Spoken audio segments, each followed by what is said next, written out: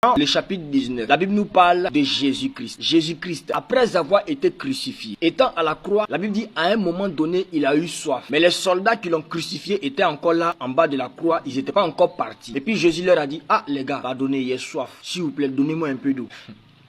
Jésus, donne-nous. On peut aller à la boutique pour aller payer l'eau pour venir te donner ta thé à boire. Et nous, on peut aller, et puis nous, on peut prendre nous-mêmes nos jetons pour aller à la boutique pour aller payer l'eau pour venir te donner ta thé à boire. Tu as soif, non? Tu boiras. Attends. La Bible dit qu'à côté d'eux, il y avait un seau qui était déposé et puis il y avait du vinaigre dedans. Ils ont pris une éponge, ça veut dire qu'un chiffon, et puis ils ont attaché ça à un bois. Ils ont trempé ça dans le vinaigre là, et puis ils ont pris ça maintenant pour tendre ça vers Jésus, pour dire que, tu dis tu as soif, non? Il n'y a pas l'eau, mais il y a vinaigre. Boiras-tu? C'est buvant. Et la Bible dit que quand Jésus a goûté net, il a vu que c'est vinaigre, il a dit tout est accompli. Il a baissé la tête, il a rendu l'âme.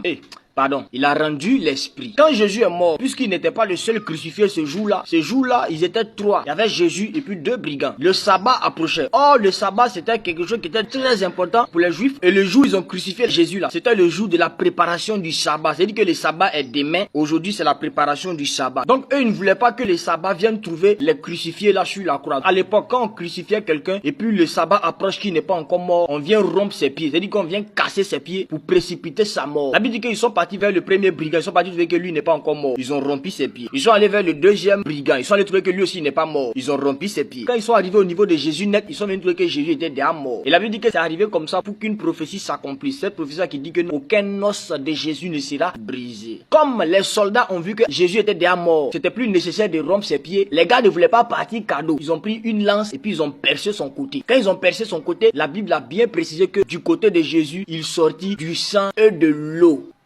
Bon, moi je ne sais pas comment ça s'est passé. Et puis les soldats qui ont crucifié Jésus là n'ont pas piqué crise de folie. Je comprends pas. Parce que comment quelqu'un, il a soif, il vous demande de l'eau pour boire. Vous refusez de lui donner l'eau. Vous lui tendez vinaigre. Il goûte vinaigre là, il ne veut pas boire vinaigre. Après ça, il meurt. Maintenant, vous prenez lance, vous percez son côté et puis de l'eau sort. Vous n'avez pas peur, vous ne devenez pas fou. Ça vous dit rien. Même le corps mort de Jésus-Christ donne des leçons aux soldats qui l'ont crucifié. C'est pour leur dire que petit, vous êtes trop petit pour moi me refuser de l'eau. Moi-même là, je suis l'eau. Moi, il vous demande de l'eau, vous refusez. Il n'y a pas de problème. Gardez votre eau là-bas. Mais quand il est mourir, venez percer mon côté, vous allez voir. C'est l'eau qui a sorti. L'eau qui sort de mon côté. Si vous voulez là, lavez-vous avec ça. Ça n'a pas fini. Si vous voulez là, buvez ça, ça n'a pas fini. Si vous voulez là, venez recueillir ça pour aller donner à vos femmes. Elles vont laver vos habits avec ça. Parce que ça ne peut pas finir. Je suis l'eau de vie. Si vous croyez qu'elle ment, allez-y demander à la femme samaritaine. Je lui ai demandé de l'eau. Elle a dit que, toi juif, tu me demandes de l'eau à moi, une samaritaine. Je lui ai dit, ma fille, tu sais même pas qui te parle. Si tu savais qui te parle, c'est toi-même qui allais me demander de l'eau. La femme samaritaine a dit, monsieur, toi tu n'as pas de puisette pour puiser l'eau. Et puis tu me dis que toi tu as me donné l'eau. Tu as puisé avec quoi? Jésus a dit à la femme samaritaine que moi je possède une eau qui n'est pas l'eau que tu viens puiser là. L'eau que tu viens puiser là, quelqu'un peut boire ça et puis il va avoir soif encore. Mais l'eau que moi je donne, l'eau qui est en moi, si tu bois ça, tu peux plus jamais avoir soif encore de ta vie. Parce que l'eau que moi je donne, dès que tu bois net en même temps, ton nom s'écrit dans le livre de vie, tu vas au paradis en même temps. Donc, chers soldats, vous savez même pas pourquoi je vous ai demandé de l'eau pour boire. Peut-être que si vous m'aviez donné cette eau-là,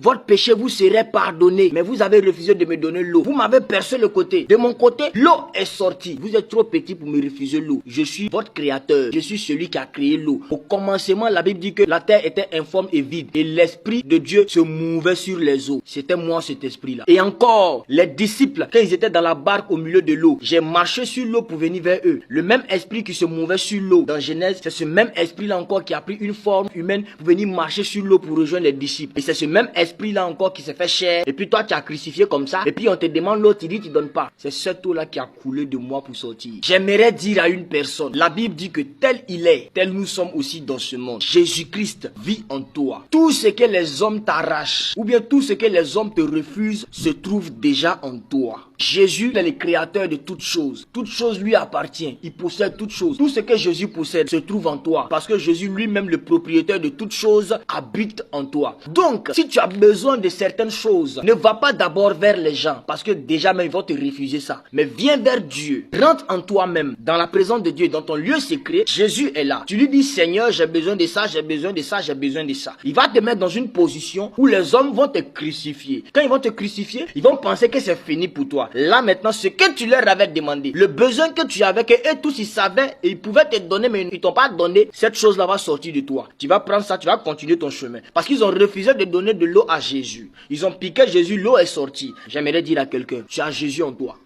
Tu as peur de quoi? Tu as peur de... on n'a qu'à tout te dire. Enfin,